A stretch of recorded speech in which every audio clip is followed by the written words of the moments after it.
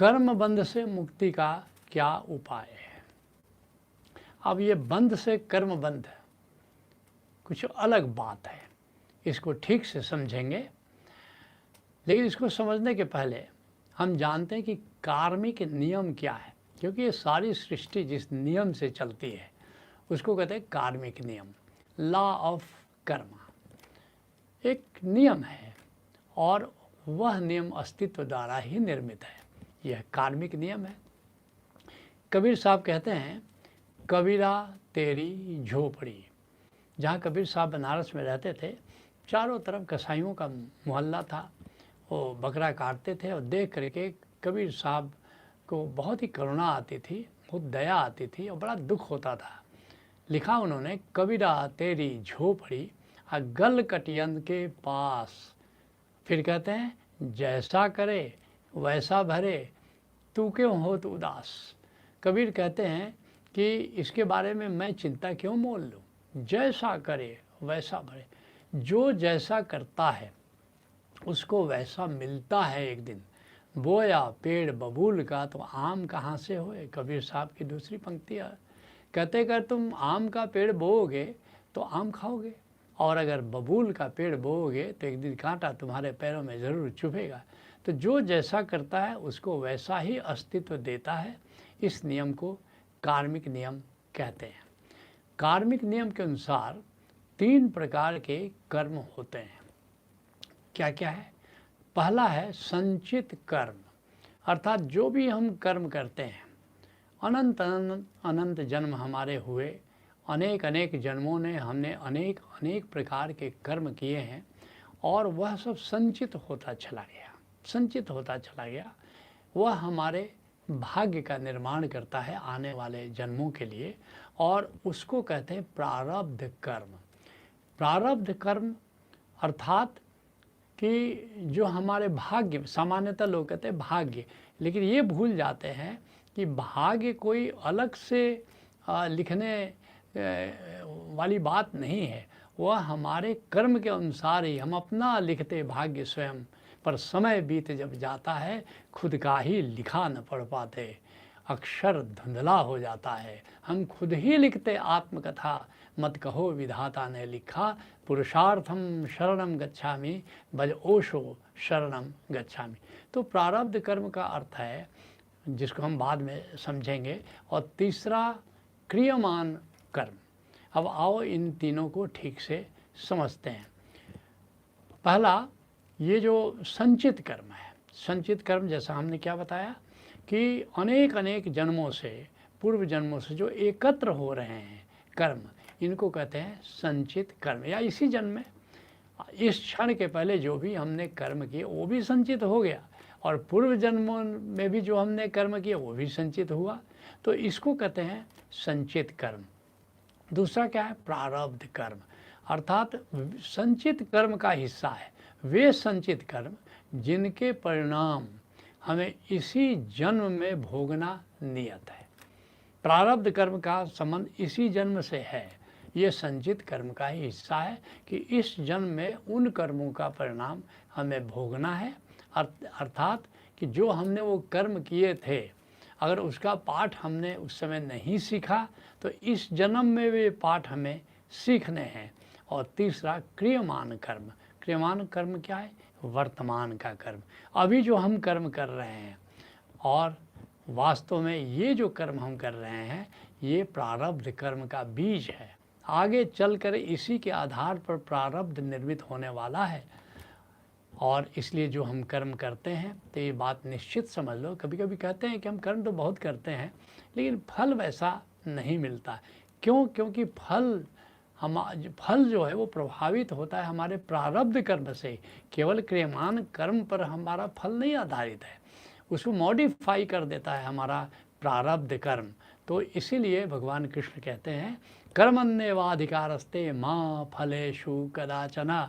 क्रियमान कर्म करने का तुम्हारा अधिकार है, लेकिन फल पर तुम्हारा अधिकार नहीं है। क्यों नहीं अधिकार है? क्योंकि वह फल क्रियमान कर्म के अनुसार हो, ये ज़रूरी नहीं है। जो तुम्हारा प्रारब्ध कर्म है उससे वो मॉडिफाइड होगा, उससे संपादित होगा, उससे संशोधित होगा। तो अब जानते हैं कि फिर कर्म बंध क्या है। ये जो प्रारब्ध कर्म है यही कर्म बंध है, और कर्म बंध कुछ भी नहीं है सामान्यतः। लेकिन कर्म बंध के नाम से लोग बहुत डरते हैं। लेकिन इसको ठीक से समझ लें कि कर्म बंध क्या है तो बड़ा मज़ा आएगा। ये कर्म बंध कोई डराने वाली या भय वाली वस्तु नहीं है। सामान्यतः लोग समझते हैं कि ये कर्म बंध हमारे जीवन में बाधा बन करके आता है। नहीं, ये बाधा नहीं बनता है, ये खेल के नियम की तरह है। अब क्रिकेट खेलने जाओगे तो क्रिकेट के अपने नियम है और हर खिलाड़ी को उन नियमों का पालन करना पड़ेगा। अब खिलाड़ी समझने लगे कि ये नियम तो हमारे खेलने में बड़ी बाधा दे रहे हैं, तो खेल का मज़ा ही किरकिरा हो जाएगा। अगर कोई नियम नहीं हो खेलने में, हर खिलाड़ी अपना मनमानी किए चला जा रहा है, तो खेल का मज़ा नहीं आएगा। इसलिए अगर परमात्मा ने ये नियम बनाए हैं, ये कर्म का नियम बनाया है, कर्मबंध का नियम बनाया है, ताकि सृष्टि ज़्यादा आनंदित हो, सृष्टि का ये खेल ज़्यादा आनंदित हो, सृष्टि की ये लीला ये ज़्यादा आनंदित हो। तो ये जो भी नियम कर्मबंध का नियम है या जो भी कर्मबंध है या प्रारब्ध है, यह एक तरह से सृष्टि में जीने के लिए, सृष्टि मज़ेदार हो, ये जीना मज़ेदार हो, इसके लिए ये कर्मबंध का नियम बनाया गया है। इसको ठीक से हमको जानना है। तो या यूँ समझ लो कि ये कर्मबंध जो है ये दो तटबंधों की तरह है, जिससे होकर के जिसके बीच से हमारे जीवन सरिता बहती है। और अगर दो कूल नहीं हो तो कोई सरिता बह नहीं सकती। इसीलिए कर्मबंध अच्छे भी होते हैं, कर्मबंध बुरे भी होते हैं, पॉजिटिव भी होते हैं, नेगेटिव भी होते हैं। इसलिए एक कवि हैं RC प्रसाद सिंह, वो कहते हैं, यह जीवन क्या है निर्झर है, मस्ती ही इसका पानी है, सुख दुख के दोनों तीरों से चल रहा राह मनमानी है। सुख है, दुख है, अनुकूल है, प्रतिकूल है। ऐसे ही ये दो प्रकार के जो कर्मबंध हैं, पॉजिटिव एंड नेगेटिव, अच्छे या बुरे, तो इन दोनों के मध्य से हमारे जीवन की सरिता बहती रहती है। पश्चिम की दृष्टि को भी समझ लें। पश्चिम की दृष्टि ये है कि ये जो कर्मबंध है जो हमारे सामने आता है, वो पाठ सीखने के लिए है, कोई डराने के लिए नहीं है। ये दंड या पुरस्कार के रूप में नहीं आता है। जैसे पूरब की दृष्टि में ये दंड और पुरस्कार की तरह है, अच्छे कर्म का शुभ परिणाम है, बुरे कर्म का बुरा परिणाम है। पश्चिम कहता है कि नहीं, दंड और पुरस्कार की तरह नहीं लो, ये जीवन का पाठ सीखने के लिए है।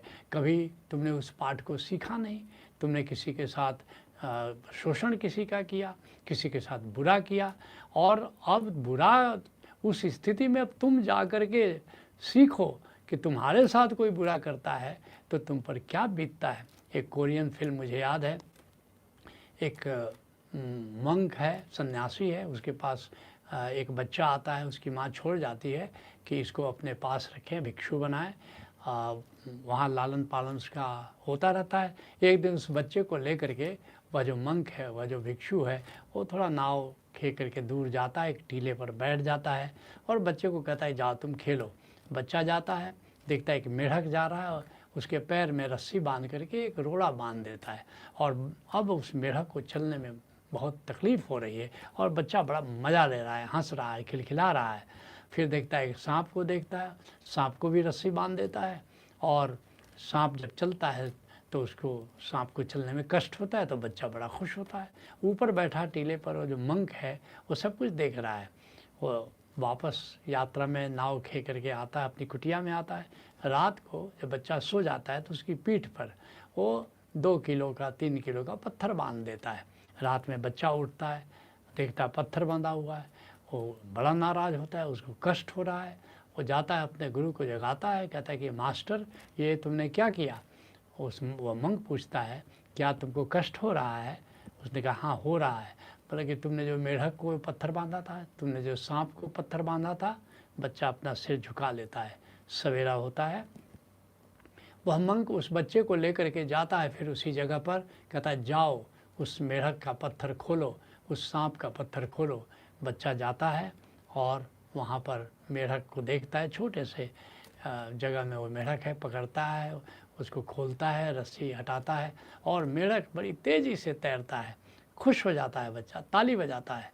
फिर जाता है सांप के पास, खोजते खोजते देखता है कि सांप तो मर गया, लहूलुहान हो गया है, बच्चा उदास हो जाता है और मंग कहता है ठीक इस बात को समझो, ये कर्मबंध का सिद्धांत है कि जिसके लिए तुम जैसा करते हो एक दिन उसी स्थिति में तुमको भेजा जाता है कि तुम सीखो कि दूसरे के प्रति जो तुमने किया वो कैसा उसको लगता है, तुम सीखो।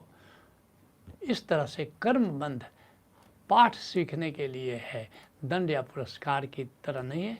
ये पश्चिम की दृष्टि है। अब कैसे कर्मबंध से हम मुक्त हो, पूछा कर्मबंध से मुक्ति का उपाय क्या है। तो एक बात समझ लो कि कर्मबंध से पूरी तरह मुक्ति संभव नहीं है। तुम कहो कि हम क्रिकेट खेलें, क्रिकेट के नियमों से कैसे हम मुक्त हो जाएं, ऐसा थोड़े होता है। क्रिकेट खेलोगे तो क्रिकेट के नियम का पालन करना पड़ेगा। लेकिन एक बात है कि कर्मबंध का जो प्रभाव है उसको काफ़ी कम कर सकते हो या उस प्रभाव का सामना कर सकते हो कुशलता के साथ, आनंद के साथ। तो इसलिए हम इस पर नहीं विचार करने जा रहे हैं कि कर्मबंध से मुक्त कैसे हो। खेल का नियम है, मुक्त नहीं हुआ जा सकता, लेकिन खेल का आनंद कैसे लें। अब कर्मबंध जो नियम है उसका आनंद कैसे लो, इसके लिए हम तुमको उपाय बता सकते हैं। तो जो पहला उपाय है जिसे तुम कर्मबंध का भी मजा ले सकते हो, कर्मबंध के बुरे प्रभाव से मुक्त हो सकते हो, वह है कि कर्मबंध को चुनौती समझो, उसको संकट मत समझो, उसको समस्या मत समझो, उसको एक चुनौती समझो। ओशो कहते हैं जिसके जीवन में चुनौती नहीं वह जीवन नपुंसक बन जाता है। कहते हैं जिस दिन तुम बुद्धत्व को उपलब्ध होगे उस दिन यह भी जानोगे आज के पहले जो हुआ वो उचित हुआ, जो शुभ हुआ वह भी ठीक हुआ, जो अशुभ हुआ वह भी ठीक हुआ, जो सुख मिले वे तो ज़रूरी थे ही, जो दुख मिले वे भी ज़रूरी थे। इसके बिना बुद्धत्व नहीं घट सकता था, क्योंकि ये कर्मबंध निर्मित किया गया है। तो ये कर्मबंध में चलने का, ये दो तटों से यात्रा करने का ये बड़ा आनंद है, क्योंकि ये चुनौतियां हमें विकसित करती हैं और इस तरह हम विकसित होते होते बुद्धत्व को उपलब्ध हो जाते हैं और बुद्धत्व के पार की यात्रा का भी मज़ा लेते हैं। तो दूसरा, तो पहला है कि चुनौती समझे, जो भी जीवन में घटना आए, जो भी प्रतिकूलता आए उसको तुम चुनौती समझो। और दूसरा उपाय क्या है, एक अहोभाव में जीना सीखो, धन्यवाद भाव में जीना सीखो। क्योंकि जब भी कोई संकट आता है तुम शिकायत से भर जाते हो और ये शिकायत उस कष्ट को दुख में बदल देता है।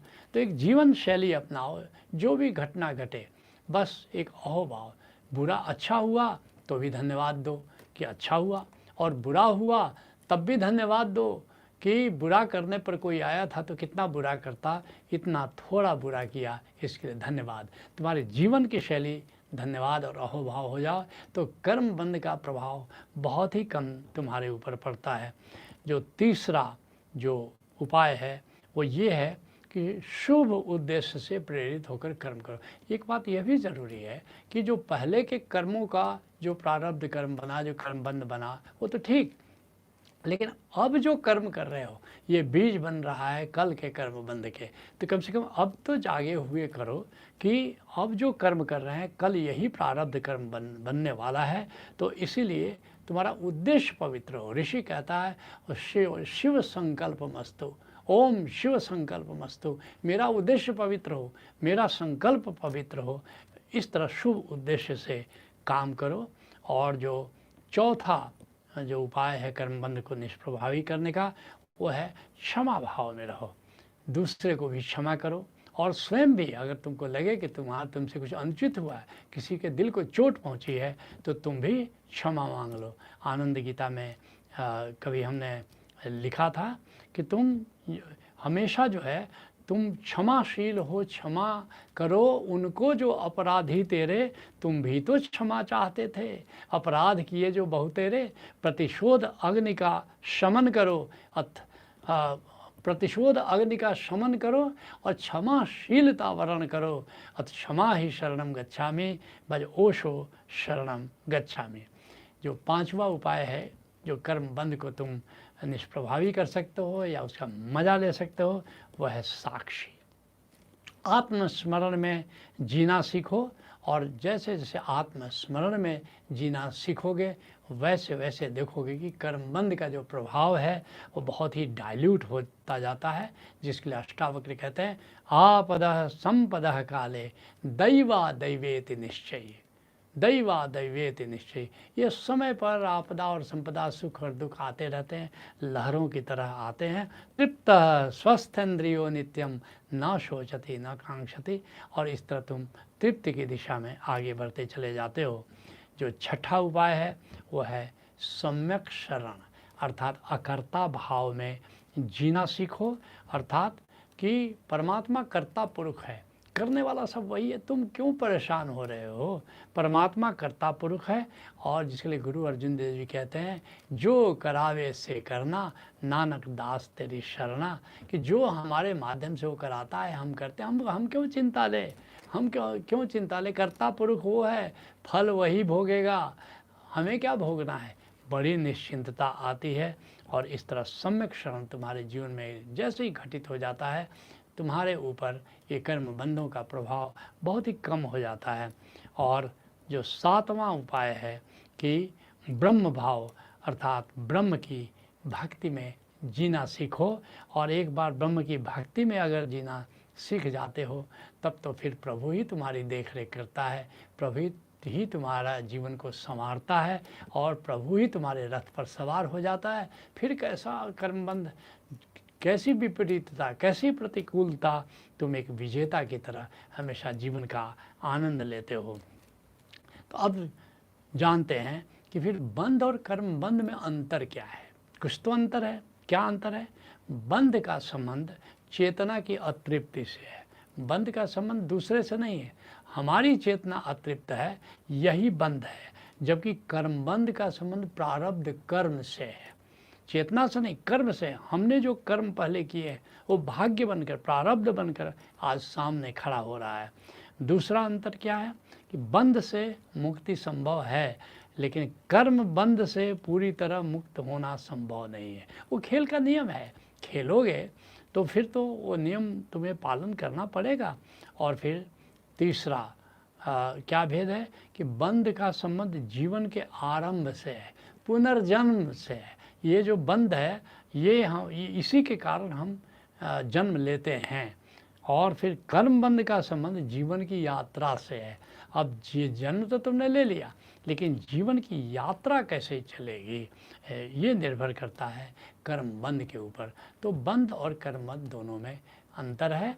तुमने जो पूछा था कर्मबंध से मुक्ति का क्या उपाय है, तो मैं कहूँगा कर्मबंध से मुक्ति का तो उपाय नहीं है, लेकिन कर्मबंध के प्रभाव को निष्प्रभावी करने के लिए या उसको डाइल्यूट करने का उपाय है, जिसकी अभी हमने चर्चा की। तो आज के सत्संग को यहीं विराम देते हैं। हरि ओम तत्सत।